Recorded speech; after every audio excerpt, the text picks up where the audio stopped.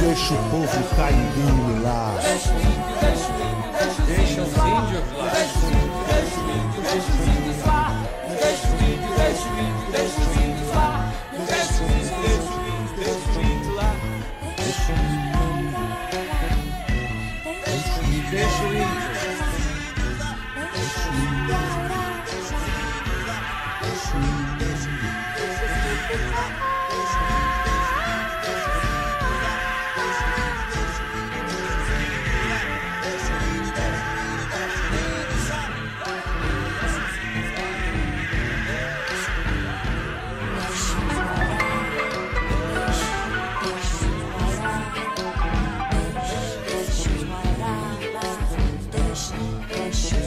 E deixa os araueté lá.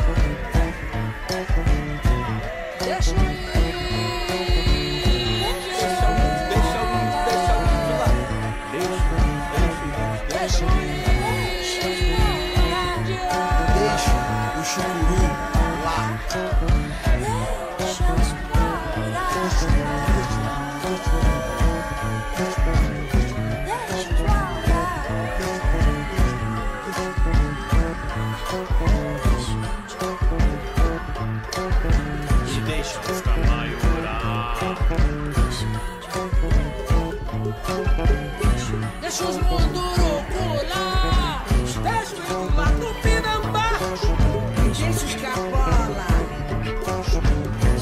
deixa os mundurucus lá,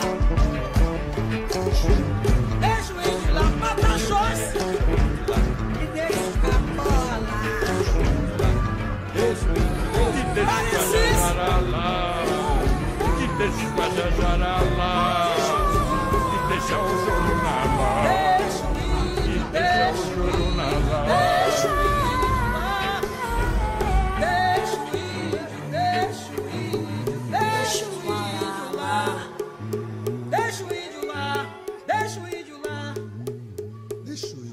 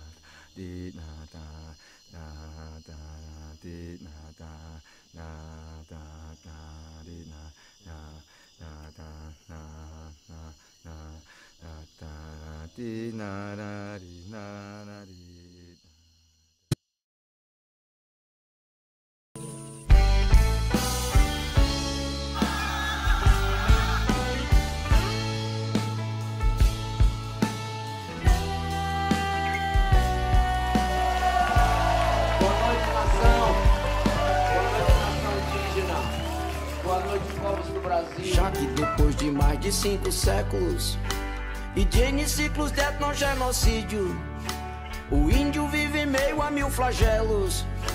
já tendo sido morto e renascido, tal como o povo Cadiveu e o Panará. Demarcação já, demarcação já. Já que diversos povos vêm sendo atacados sem vir a ver a terra demarcada, a começar pela primeira no Brasil, que o branco invadiu já na chegada, a do Tupinambá.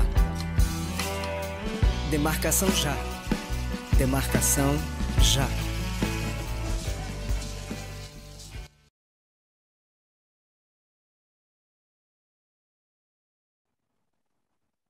Alô, ouvintes da Rádio Nova Aliança, sejam todos muito bem-vindos ao nosso programa de Justiça e Paz.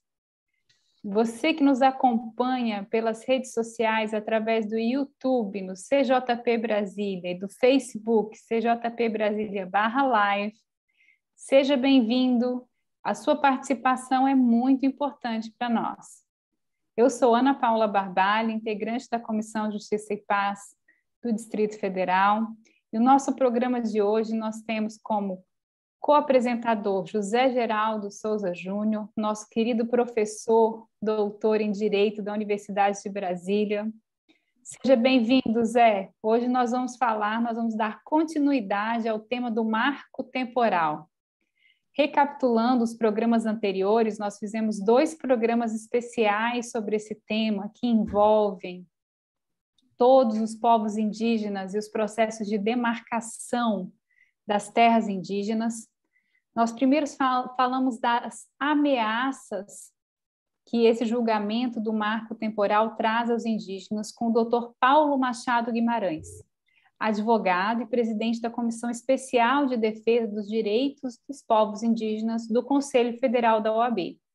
O Dr. Paulo também foi fundador da assessoria jurídica do Conselho Indigenista Missionário, o CIMI. E trouxemos com o Dr. Paulo a ameaça à sobrevivência dos povos indígenas que a tese do marco temporal traz. Uma leve recapitulação sobre o que é a tese do marco temporal.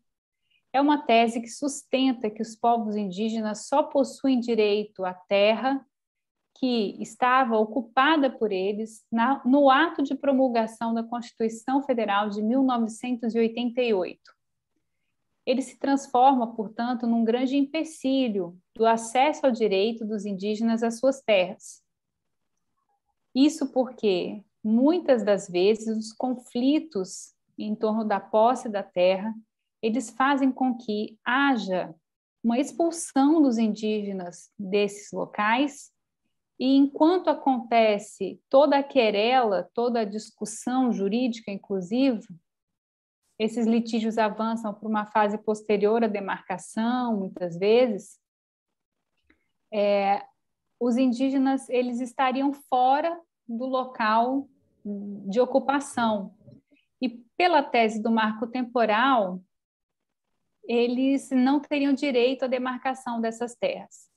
O que a gente já comentou nos programas anteriores, no programa passado nós falamos das possíveis consequências da adoção desse marco temporal e de como a nossa Constituição ela é muito explícita na garantia dos direitos de demarcação de terras. Hoje o nosso programa é ainda mais especial porque ele trata da palavra dos indígenas nesse julgamento. Então, o Supremo Tribunal Federal, agora, num momento único de sua história, ele discute a questão que envolve a análise do artigo 231 da Constituição Federal e que reconhece aos indígenas a sua organização social, costumes, línguas, crenças e tradições e os direitos originários sobre as terras que tradicionalmente ocupam, competindo à União demarcá-las, proteger e fazer respeitar todos os seus bens. O ponto sensível é tradicionalmente ocupam. A tese do marco temporal ela foi suscitada em um julgamento muito importante da Raposa Serra do Sol e, posteriormente, da Advocacia Geral da União, em 2017, emitiu um parecer que trouxe novamente essa questão do marco temporal. Eu converso, então, com o José Geraldo. A gente vai falar um pouco sobre a forma como os indígenas se manifestaram nesse julgamento. É um julgamento realmente histórico. O acampamento indígena continua mobilizado. O julgamento teve novos desdobramentos essa semana. Ele foi paralisado por um pedido de vistas do ministro Alexandre de Moraes. Ele já tem 2 votos, o voto do relator, que é favorável aos indígenas, e o voto do ministro Cássio Nunes, que é a favor do marco temporal. Mas nosso tema de hoje, o nosso foco de hoje é justamente a participação de advogados indígenas no processo. Isso porque é uma conquista muito grande para os povos indígenas a participação técnica desses advogados. Zé Geraldo, seja bem-vindo. É um prazer estar aqui com você. Nós estamos novamente falando sobre esse tema e hoje com participações tão especiais. Então, Ana Paula, foi um crescendo, né? O tema foi ganhando espaço entre nós, na nossa programação, né? Até pela força da presença indígena no espaço público, da esfera pública. Que coisa bonita!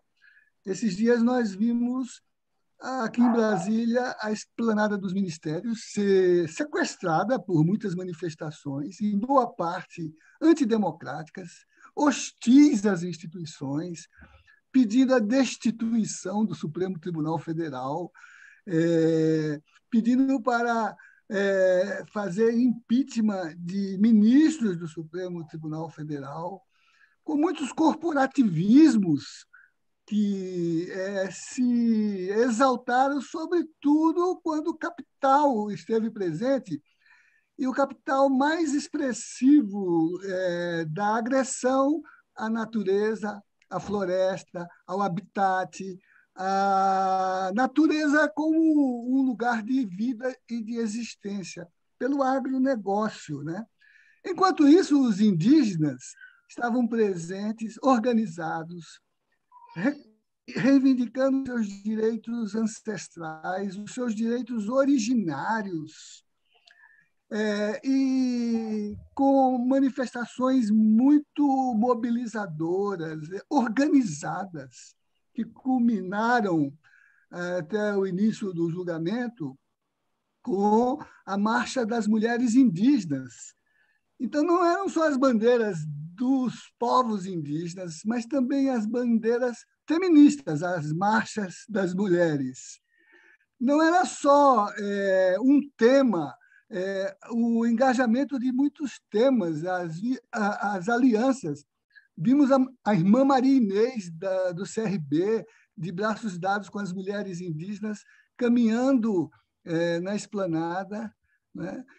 Vimos as bandeiras de todos os grandes movimentos sociais associadas à causa indígena, que articulava todas elas numa solidariedade pouco definida nos demais movimentos, e que, diferentemente deles, que têm dificuldade de formarem as suas frentes, amplas ou restritas, enquanto ali estavam todos de braços dados, inclusive, como eu disse, com a nossa irmã Maria Inês, a presidenta do CRB, né? E culminou exatamente com a introdução no plenário do Supremo dos advogados e advogadas indígenas, qualificados pela sua formação universitária, né? Aqui hoje nós vamos dar espaço para a voz deles, notadamente com Eloy Terena, que é doutora em Direito e Antropologia do povo Terena, e Samara Pataxó. Pataxó são aqueles indígenas que receberam Cabral, que estiveram ali na cena da primeira missa. É o povo de Galdino, o indígena que aqui em Brasília, enquanto nós não construímos a polis, o plano orientador da cidade fala nas Cívitas e na Urbis, uma cidade bonita e funcional, mas a polis só pode ser construída pelo povo, faz parte da escala histórica e os indígenas fizeram história, fora no respeito às instituições, sem precisar de esquemas de segurança, sem precisar de artefatos dissuasórios, e dentro com a voz tomada como titularidade de sujeitos históricos, numa bela defesa de suas teses na tribuna do Supremo Tribunal, como amigos da corte, a Missicuri, né, que são aqueles instrumentos de participação popular na estratégia de democratização do próprio Supremo Tribunal, né? Então, nós vamos ouvir aqui hoje como se manifestou ali, por exemplo, Eloy Terena, né, um brilhante advogado, fiel às tradições de seu povo, vestido de suas insígnias, e vamos ver Samara Pataxó, também, que faz seu doutorado em Direito aqui na nossa Universidade de Brasília, uma universidade que, por isso mesmo, se abriu às cotas para a inclusão de negros, indígenas, transexuais, e agora, nesta semana, com a abertura do acesso na pós-graduação em Linguística de Quilombolas, que também tem cotas de acesso na nossa pós-graduação. Versilene Dias, por exemplo, advogada quilombola do povo Calunga, está fazendo doutoramento em Direito na UNB. E ela vai ser a primeira doutora indígena quilombola no Brasil, né? Então, aqui hoje a gente está dando esta voz que está dando não, né? Está abrindo o espaço do programa para a voz indígena, né? E que tem a ver com aquilo que é um artigo dessa semana no L'Osservatório Romano, Ana Paula, em que o bispo da Diocese de São Gabriel, que é um desdobramento da Diocese de Manaus, onde está Dom Leonardo Stein, que foi nosso conselheiro na Comissão de Justiça e Paz de Brasília,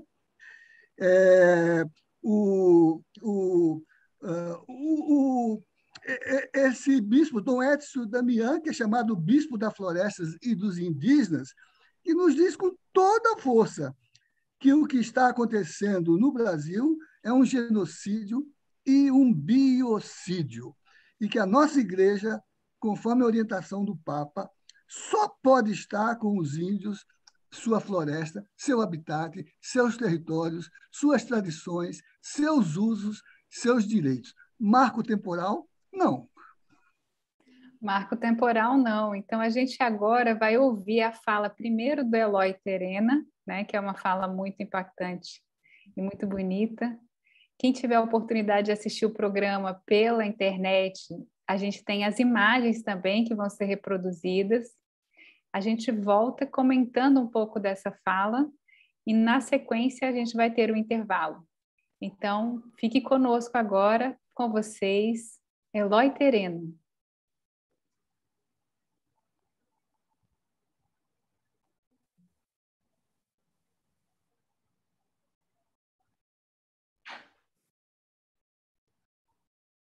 Senhores ministros, ilustríssimo representante do Ministério Público Federal, excelentíssimo ministro relator Luiz Edson Fachin, na pessoa de quem eu saúdo as senhoras ministras, os senhores ministros, ilustríssimo representante do Ministério Público Federal, meu boa tarde.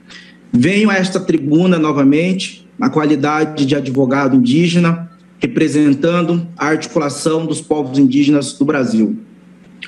O processo em tela é paradigmático para nós, povos indígenas, pois se trata de repercussão geral reconhecida. Atualmente, temos no Brasil mais de 305 povos, falantes de 274 línguas e o registro de 114 grupos isolados ou de recente contato. Como já se pronunciou esta Egrégia Corte, a questão territorial é o ponto fundamental para os povos indígenas, pois estes espaços são imprescindíveis à reprodução física e cultural, conforme dicção do artigo 231 da nossa Carta Constitucional. A Constituição foi categórica ao reconhecer o direito originário dos povos indígenas às suas terras tradicionalmente ocupadas, sendo que o parágrafo 1º do artigo 231 trouxe o conceito de terra tradicionalmente ocupada. Portanto, terra indígena possui o conceito vinculado ao texto constitucional, não havendo qualquer requisito temporal para sua caracterização. Pelo contrário, a Constituição trabalhou com elementos de tradicionalidade, que é a forma como cada povo se relaciona com o seu território. Está nas mãos desta Suprema Corte o destino dos povos indígenas. Atualmente, temos mais de 800 procedimentos demarcatórios pendentes de conclusão, na medida em que dezenas de comunidades indígenas estão vivendo a situação de acampados, à beira de estrada ou fundos de fazenda, aguardando um pronunciamento do Estado. Há ainda terras com presença de povos isolados pendentes de demarcação. Uma terceira situação são milhares de processos judiciais questionando a demarcação de terras indígenas já demarcadas e homologadas há décadas. Tudo isso com arrimo na tese do marco temporal. É preciso perguntar se determinada comunidade não estava em sua terra na data de 5 de outubro, onde elas estavam? Quem a despojou dali? Basta lembrar que estávamos saindo do período da ditadura, onde muitas comunidades foram despejadas de suas terras, ora com apoio, ora com o aval do próprio Estado e seus agentes. Portanto, adotar o marco temporal é ignorar todas as violações que os povos indígenas foram e estão submetidos. O momento é oportuno para esta Corte reafirmar o direito dos povos indígenas, do Estado brasileiro, notadamente num contexto político tão adverso, onde cumprir as disposições constitucionais é medida que se impõe. É preciso reafirmar que a proteção constitucional dispensada às terras indígenas é um compromisso de Estado e não pode estar submetido à discricionariedade política. Sendo assim, demarcar terra indígena é imperativo constitucional. É com arrimo nesses argumentos que a Articulação dos Povos Indígenas do Brasil, a PIB, manifesta-se pela inconstitucionalidade da tese do marco temporal e pela reafirmação do direito originário dos povos indígenas aos seus territórios tradicionais, pugnando pelo provimento do presente recurso extraordinário, adotando a fixação da tese proposta pelo eminente ministro relator. Muito obrigado.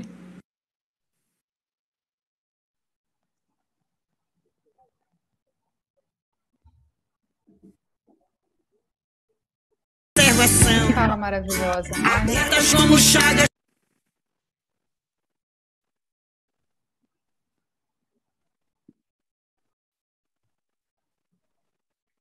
Que fala maravilhosa, não é, Zé? A gente passa por tantas assim divergências jurídicas em termos de demarcação de terras indígenas e vem o Eloy Terena e depois vocês vão ver também a fala da Samara Pataxó, que tem uma consistência com toda a luta do povo indígena pela sobrevivência. É muito marcante também a forma como eles se mobilizam e se organizam para defender os seus direitos, né? É uma história de muita luta, de muito sangue, de muito suor e muitas lágrimas, mas que os indígenas carregam com todo o orgulho, com todo o cerne da força dos povos originários, né? E agora eles estão defendendo o próprio direito à existência, porque o referencial do indígena em relação à terra, à ocupação da terra, a terra não é um fruto de riqueza financeira, mas a terra e o indígena seriam o próprio amálgama da existência, né? Você depende diretamente de todo o processo cultural e de toda a tradição. Ele falou, é tradicionalmente ocupadas. E ele também coloca a situação do Estado brasileiro, que em algum momento atuou como genocida dos indígenas, em nome de um suposto desenvolvimento, de uma civilização, onde os indígenas muitas vezes sofreram violências das mais diversas na tentativa de uma aculturação. E o mais impressionante é essa resistência, eles continuam resistindo, eles não abrem mão da sua forma de ver a vida, da sua forma de viver a vida. É realmente muito impactante.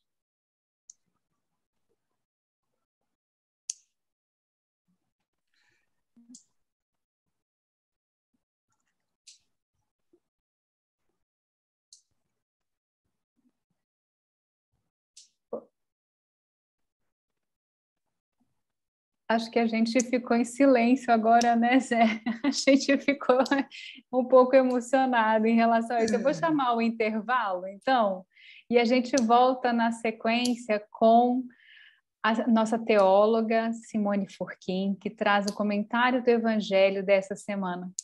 Fique conosco, mantenha-se no nosso programa, porque no próximo bloco nós vamos ouvir também a Samara Patachó. Além da sua intervenção no Supremo Tribunal Federal, nós vamos passar o vídeo também, e nós vamos comentar um pouco mais sobre essa participação dos indígenas no julgamento do marco temporal no Supremo Tribunal Federal.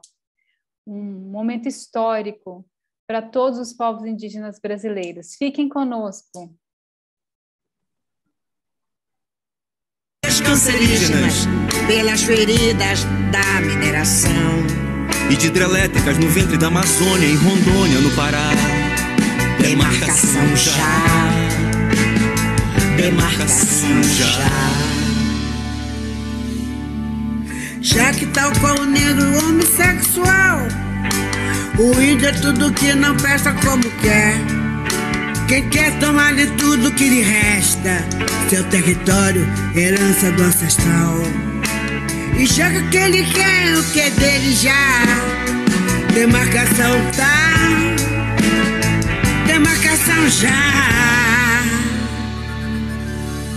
Pro índio ter aplicação do estatuto, que linde o seu rincão com um reduto, e blinde-o contra o branco mau e bruto, que lhe roubou aquilo que era seu, tal como aconteceu do Pampa ao Amapá. Demarcação lá, demarcação já. Já que é assim que certos brancos agem, chamando-os de selvagens se reagem, e de não índios se nem fingem reação.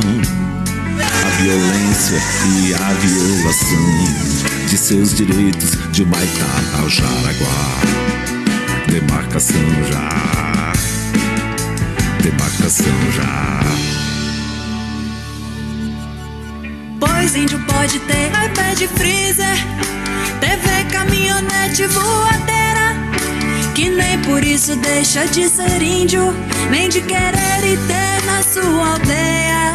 Cuia, canoa, cocar, arco, maracá.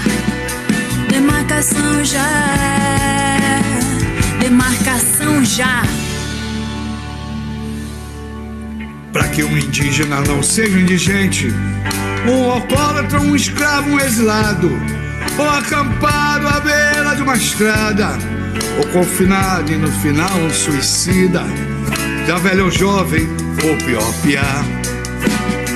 Demarcação já. Demarcação já. Por nós não vermos como natural a sua morte sociocultural, em outros termos, por nos condoermos e termos como belo e absoluto seu contributo do tupi ao tucupi, do guarani ao guaraná. Demarcação já, demarcação já.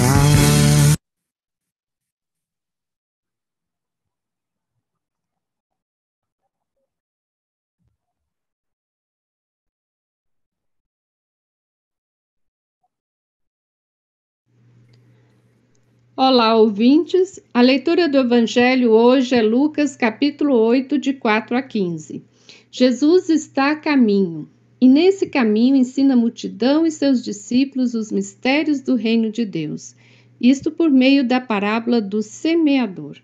Esta parábola aponta para as pessoas que acolhem ou não o Evangelho e também para as que semeiam o Evangelho, pois a parábola do semeador está no contexto em que Jesus sai em missão, em peregrinação por vários caminhos. Isto compreende o capítulo 4 ao capítulo 9. O evangelista mostra à comunidade cristã que ser cristão é estar disposto a sair de seu comodismo e ir ao encontro do outro, ou seja, o semeador saiu e o fez em vários caminhos, vários contextos de vida. Padre Antônio Vieira, jesuíta do século XVII, no livro Sermões, no capítulo que trata do sermão da 60ª, vai dizer que o pregador evangélico será pago não só pelo que semeia, como pelas distâncias que percorre, e não volta nem mesmo diante das dificuldades que a natureza lhe apresenta, ou seja, as pedras, os espinhos, as aves, o homem. Para quem lavra com Deus, até o sair é semear, porque também das passadas colhe fruto.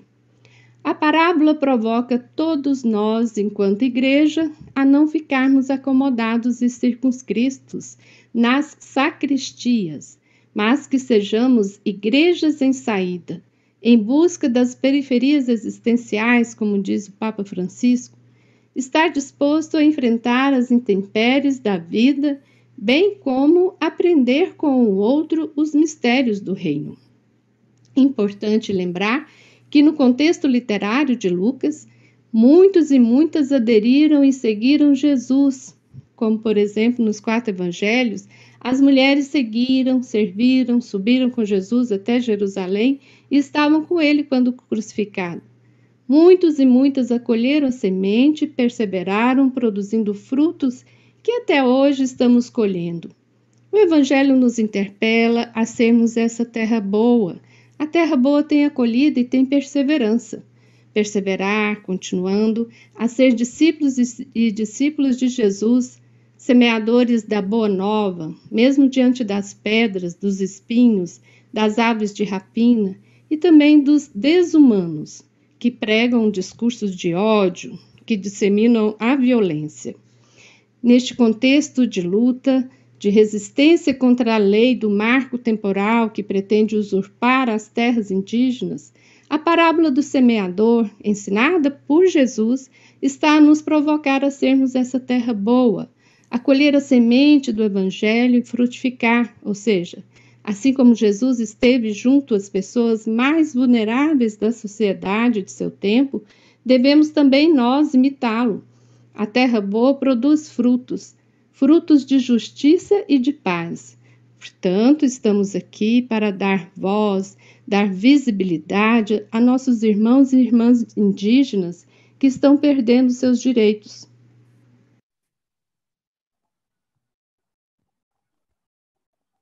Que comentário incrível, não, da Simone? Uma leitura da parábola do semeador como a essência evangélica.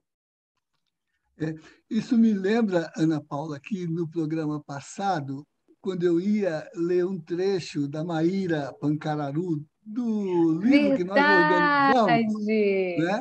O programa terminou. Acabou! E por conta do que traz a Simone, eu vou ler um trechinho do que ela colocou no livro que nós organizamos sobre as nossas reflexões durante o curso de pós-graduação em Direito e em Direitos Humanos, né? Ela fala do mito do Praiá, né, que, diz ela, não é um homem, um indivíduo, não é um pancararu. Uma vez com as vestes feitas de fibra do croá ou do caroá, ali está a força encantada, a expressão máxima da religiosidade do nosso povo. Ela se refere a uma foto que ilustra o livro. Para os que nos assistem em vídeo, esse aqui é o Praiá, né? As vestes do encantado. A foto representa um símbolo muito forte dos pancararu, pois mesmo depois de anos de tentativas de aculturação, assédio, violência, preservamos com afinco aquilo que acreditamos. É o ícone da nossa resistência. Nós, Pancararu, nascemos da terra, somos filhos da terra. Sansé nos enterrou no chão e brotamos como árvores. Também somos guardadores de sementes. Onde chegamos, preparamos o chão e deixamos um pouco do que é nosso germinar e tomar o seu ciclo de vida. É a parábola dos Pancararu, como o povo semente, como o povo que germina. Os Pancararus são da região do Agreste do Pernambuco, né? E tem essa simbologia tão bonita, né? Que é o que Eloy sustenta, e na tese que o relator encampou, e que não existe marco temporal. O relator diz isso claramente, não existe marco temporal. O que existe é usos tradicionais, formas tradicionais de apropriação de território, que não é mercadoria, que não é coisa, que não é bem de mercado.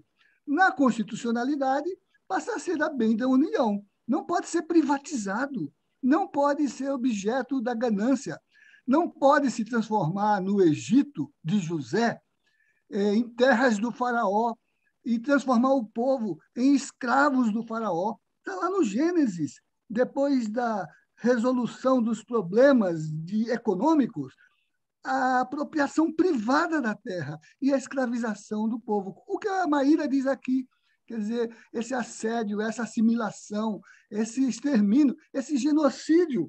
E, como diz o bispo em São Gabriel, também um biocídio.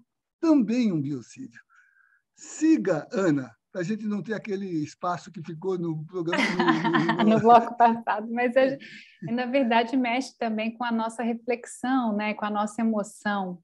No voto do ministro Fachin, que é o relator do caso, que defende que a posse indígena não se iguala à posse civil. Exato, exato. Né? É o direito originário à terra.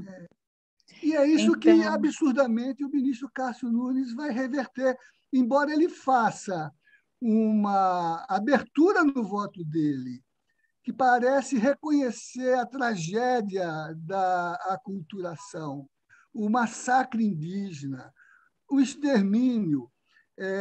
Ele, no final, se torna uma ação de direito civil. Ele quer regularizar os negócios, ele quer segurar a propriedade privada, como lá naquele Egito do Gênesis, né? Ele quer estabilizar os negócios e atribuir uma anistia absurda ao esbulho. Como diz o filósofo, né? O roubo é um pecado, mas o produto do roubo passa a ser um sacramento? O que se pede, na verdade, é que se esqueça toda essa história de luta e essa história de ataque aos povos indígenas, né, que sofreram tanto e ainda sofrem, como disse Terena na fala, que ainda sofrem esses assédios, essas violências. E enquanto não acontece a demarcação definitiva e é pacificada a questão, você tem a manutenção dessa tensão em torno daquele território. Por isso também a demarcação é tão importante. E aí a gente vai agora ouvir a fala da Simone Pataxó. Da Samara. Samara, perdão. Da Simone Furquim e a Samara Pataxó, perdão. A Simone a gente acabou de ouvir, a fala da Samara Pataxó. E ela vai trazer também uma perspectiva técnica, é claro, mas também um aspecto de como os povos indígenas sobrevivem ao longo desse tempo, dessa história, e de como é importante agora garantir que toda essa luta, que toda essa mobilização e toda essa resistência não se perca. Antes, eu vou ler mais um trechinho do voto do relator, de que a perda da posse das terras tradicionais por comunidades indígenas significa o progressivo etnocídio de sua cultura, pela dispersão dos índios integrantes daquele grupo. além de lançar essas pessoas em situação de miserabilidade e aculturação, negando-lhes o direito à identidade e a diferença em relação ao modo de vida da sociedade envolvente. Os direitos das comunidades indígenas consistem em direitos fundamentais, que garantem a manutenção das condições de existência e vida digna aos índios. A terra para os indígenas não tem valor comercial, como no sentido privado de posse. Trata-se de uma relação de identidade, espiritualidade e de existência. É uma fala que você, vindo de um ministro do Supremo Tribunal Federal, eu acho que deve trazer orgulho a todos os brasileiros, esse reconhecimento de tudo que os povos indígenas já passaram. De alguma forma, ela traz esse resumo, né, essa consubstanciação de tudo que os povos indígenas já passaram e reconhece o legítimo direito originário às suas tradições, aos seus modos de vida e especialmente à terra. É algo que realmente... É isso que o ministro Fachin colocou como um desafio à consciência ética do tribunal e da nação. O que está em jogo é a vida em relação ao mercado. O que está em jogo é a existência, não só da humanidade, mas da natureza. Quanto o mercado, que canibaliza tudo, coisifica, transforma tudo em commodities e que produz isso que Dom Damian chama de não só um genocídio, mas um biocídio, né? E reconhecer isso é interessante porque o Supremo Tribunal Federal, ele deve ter, sim, esse papel contramajoritário, né, e defender aquilo que é certo, no sentido constitucional da palavra, né? Defender aquilo que a Constituição indica como sendo aquilo que deve ser feito. E o artigo 231, ele é claríssimo no reconhecimento dos direitos indígenas. Não só a Constituição, mas a Convenção 169, que é a Constituição dos Povos Indígenas no âmbito das Nações Unidas. E que o Brasil é signatário, portanto, adota como parte do seu arcabouço legal. É por isso que é tão importante pensar nos tratados que nós assinamos, né, e de como nós, com a comunidade internacional, de mãos dadas, como devemos valorizar. Algumas semanas atrás, houve uma notícia de se descobriu na América do Norte mais uma etapa do genocídio indígena norte-americano, canadense, e é muito chocante a gente pensar nessas materializações desses processos, porque muitas vezes essa história acontece em conta-gotas, e de alguma forma a gente naturaliza e sobrevive, vive começa a conviver com esses processos como sendo quase que naturais. E, na verdade, eles não são naturais. São povos que estão sendo ameaçados diuturnamente. Mas eu acho que agora a gente tem que ouvir a fala da Samara Pataxó, a sua manifestação no julgamento, nesse julgamento histórico diante da Corte do STF, como amicus curiae, como advogada indígena, representando o seu povo e representando tantos outros povos indígenas que agora lutam mais uma vez, e agora em âmbito judicial, pelo seu direito à posse da terra. Vamos lá ouvir a Samara?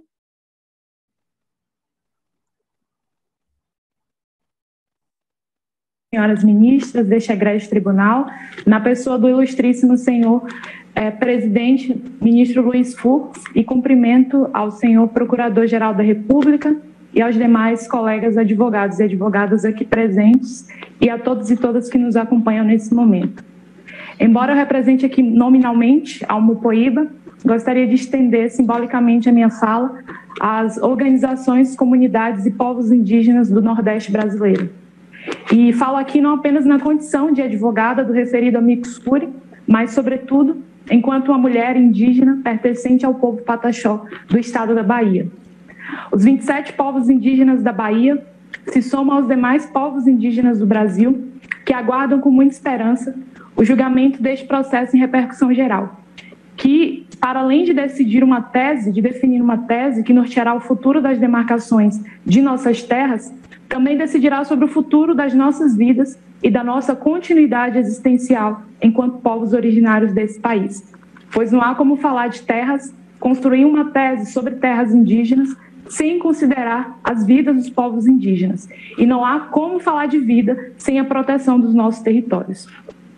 Em que pese muitos povos indígenas da Bahia e do Nordeste como um todo serem mencionados em documentos históricos como povos de primeiro contato com o colonizador, com o invasor europeu, nunca é demais lembrar que as primeiras invasões, esbulhos, roubos de nossas terras e riquezas começaram também aqui.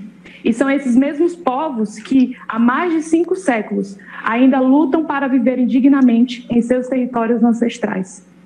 Excelências, na data de ontem, o meu povo Pataxó e o meu território, ele foi atacado.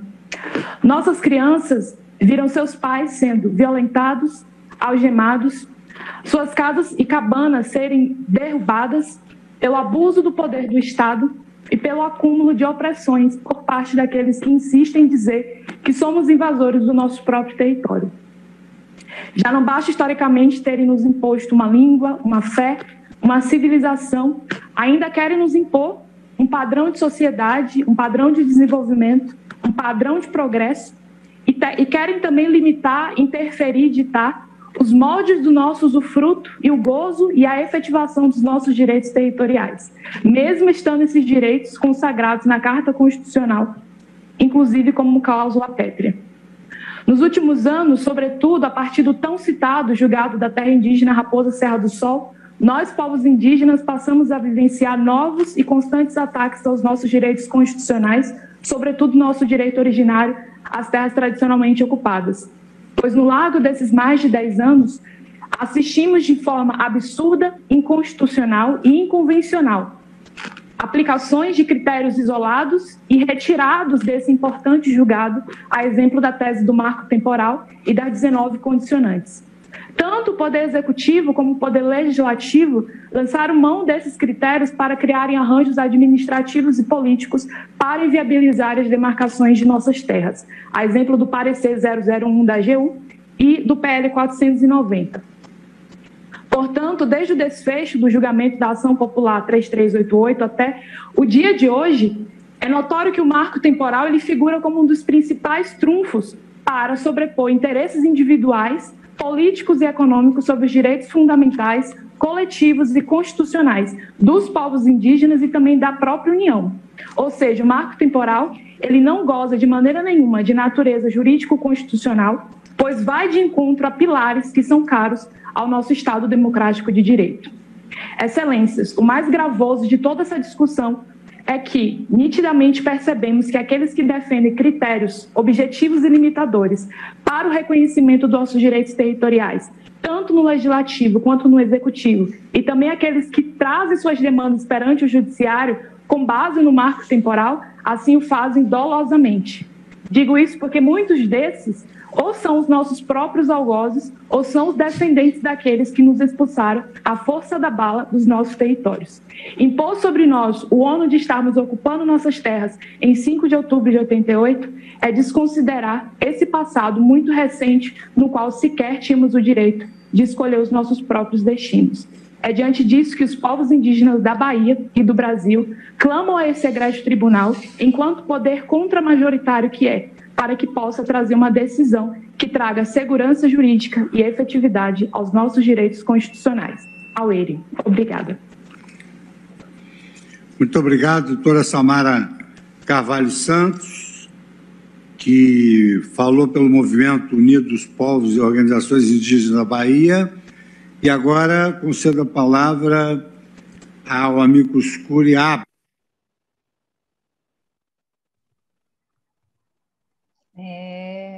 Reaja, Ana.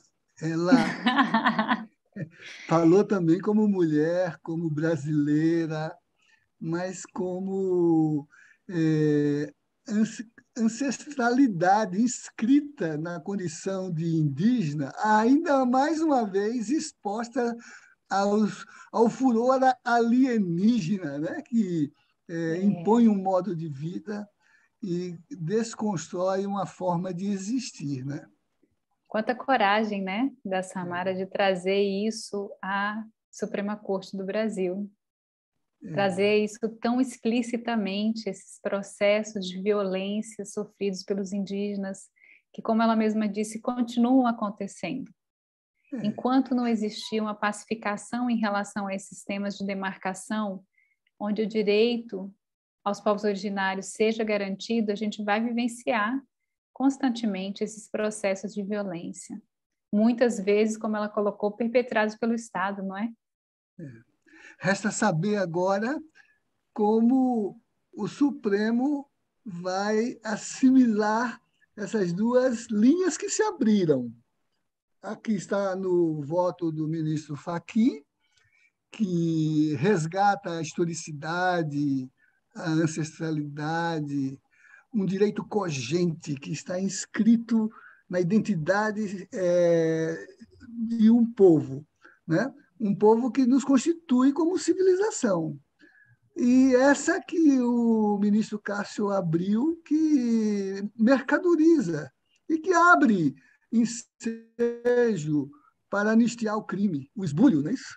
Que abre ensejo para mercadorizar a existência. Logo vão aparecer, já que a tese do marco temporal é frágil, soluções do tipo, se indenize os que entraram e têm agora o seu crime anistiado, né? Porque o esbulho fica sem responsabilização e o esbulho se faz à custa do sangue, à custa do genocídio, à custa do massacre secular que nossos ancestrais têm vivenciado, né? Acho que são essas questões que estão abertas, né? E que têm consequências dramáticas sobre o pensamento jurídico brasileiro. E Samara lembrou, né? Inclusive não só constitucional, mas convencional, porque está inscrito nos tratados e nas convenções que o Brasil sufraga, né? E também sobre a perspectiva de que identidade de povo nós queremos realizar. Nós queremos reconhecer as nossas identidades ancestrais ou nós queremos sacrificá-las em nome de um progresso que é só egoísmo e acumulação privada? A gente tem uma participação, Zé, que é falando sobre o que é esbulho, né? Que é um ato ou efeito de esbulhar. Eu dei um Google aqui, gente. Ato de usurpação pelo qual uma pessoa é privada ou expoliada de coisa que tenha propriedade ou posse. Então, o esbulho é justamente o ato de expulsar os indígenas da sua própria terra e tomar essa terra que é originalmente indígena para si. No fundo, é sobre isso que a gente está discutindo e também sobre o nosso reconhecimento da essência que reside em termos de povo brasileiro, do respeito ou não aos povos indígenas, aos direitos dos povos indígenas. O que nos poderá dizer, né? O que nos poderá dizer a Samara sobre isso?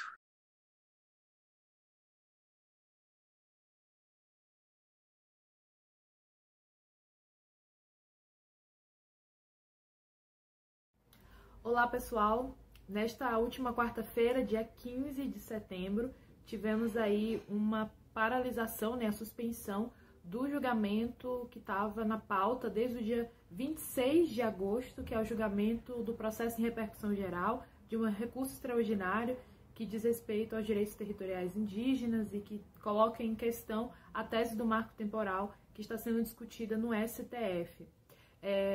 A gente já tem, né, dois votos, o voto do relator, que é o ministro Edson Fachin, um voto importante e favorável aos direitos constitucionais dos povos indígenas, em que a tese fixada não considera o marco temporal, a teoria do fato indígena, como critério determinante para o reconhecimento desses direitos territoriais.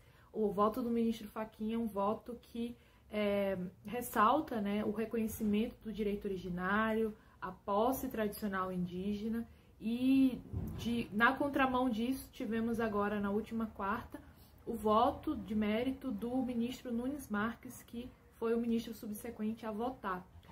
O ministro Nunes Marques abriu divergência desse voto do ministro Fachin, e o ministro Nunes Marques traz argumentos que são aí defendidos pelos ruralistas, por aqueles que têm interesses contrários aos direitos indígenas.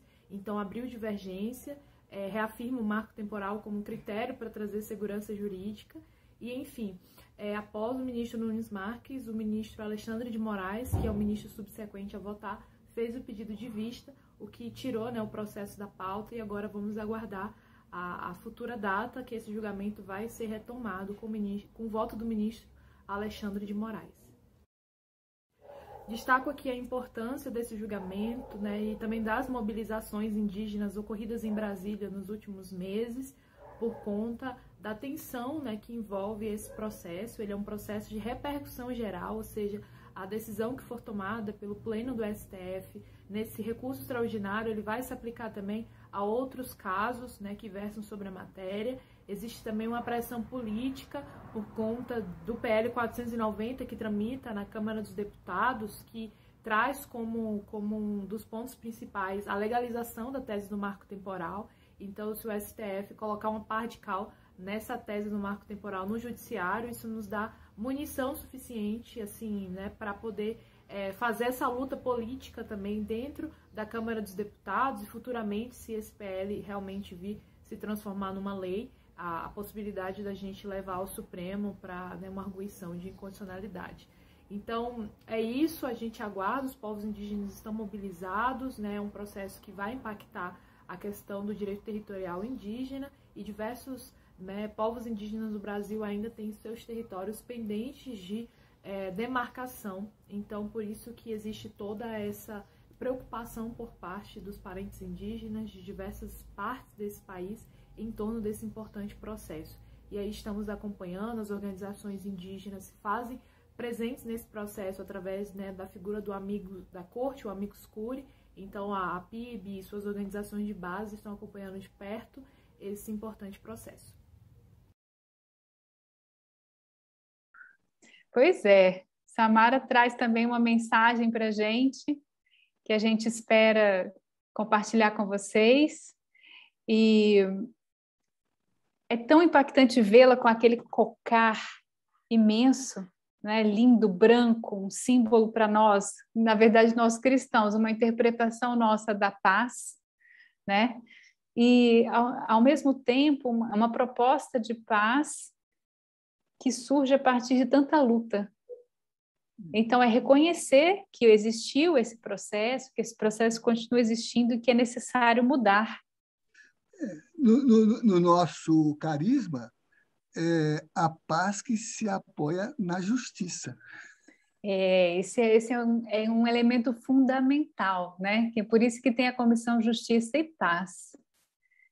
Porque a gente, trabalha para a paz, sempre tendo como horizonte a justiça.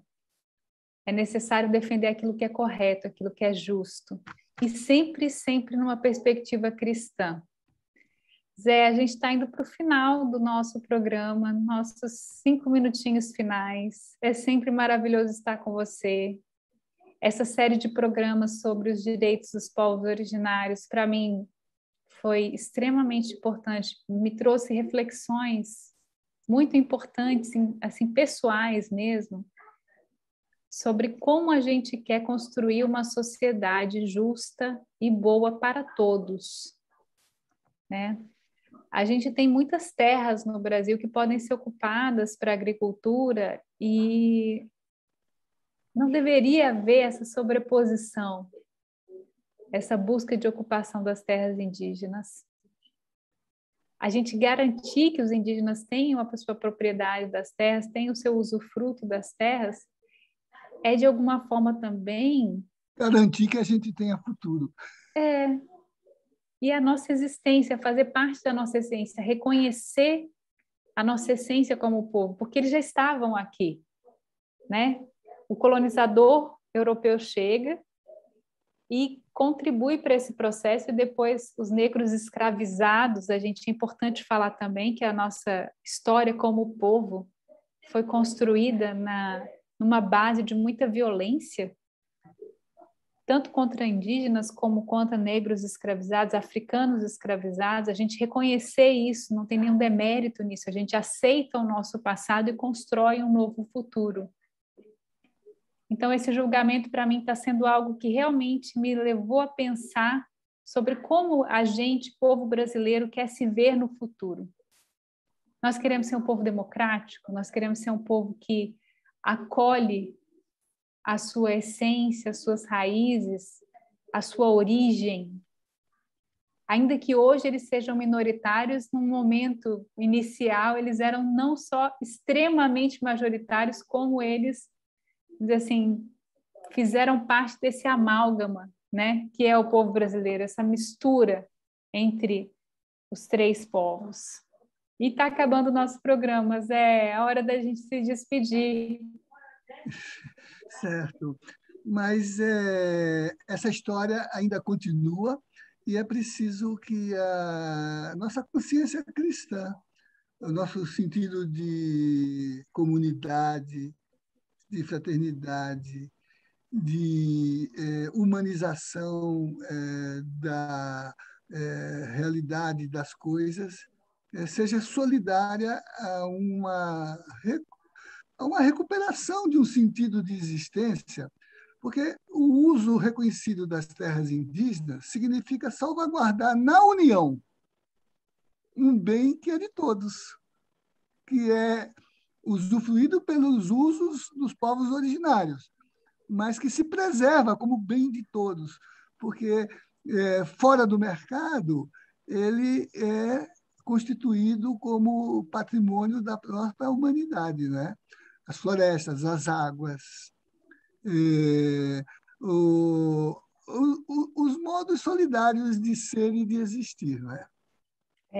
As comunidades do bem viver, como fala o nosso Papa Francisco. Exatamente. E agora a gente vai deixar o nosso grande abraço. Muito obrigada pela sua audiência, você que nos ouve pela Rádio Nova Aliança 103.3 FM, os nossos canais das redes sociais do YouTube e do Facebook, CJP Brasília. Na próxima semana, o nosso programa é sobre Setembro Amarelo, a prevenção ao suicídio. Muito obrigada, Zé, por esse programa maravilhoso e pelos programas anteriores também. Como eu falei, foi algo que realmente me trouxe reflexões muito profundas e também, de uma certa forma, me trouxe muita esperança de que a gente vai cada vez mais fortalecer a nossa democracia e reconhecer os direitos dos povos originários. Obrigada, Zé. Até sábado. Até sábado. Provavelmente não serei eu que estarei aqui no próximo sábado, mas eu desde já deixo o meu abraço fraterno a todos vocês, que tenham uma semana maravilhosa, que sigamos com Jesus no caminho do bom evangelho, semeando e sempre lembrando que aquilo que a gente semeia, a gente colhe. Então, que a gente possa semear muito amor. Um beijo, gente. Eu deixo vocês com a música Demarcação Já, que vale a pena ser ouvida, tem no YouTube a versão completa dela, e refletir sobre essa letra tão profunda.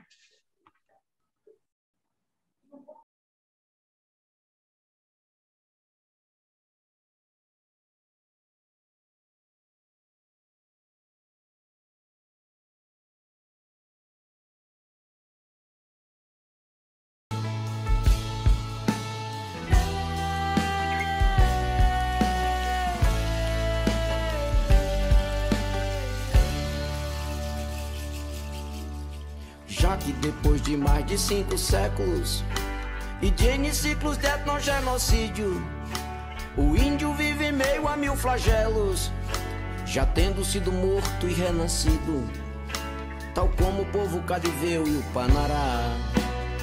Demarcação já, demarcação já.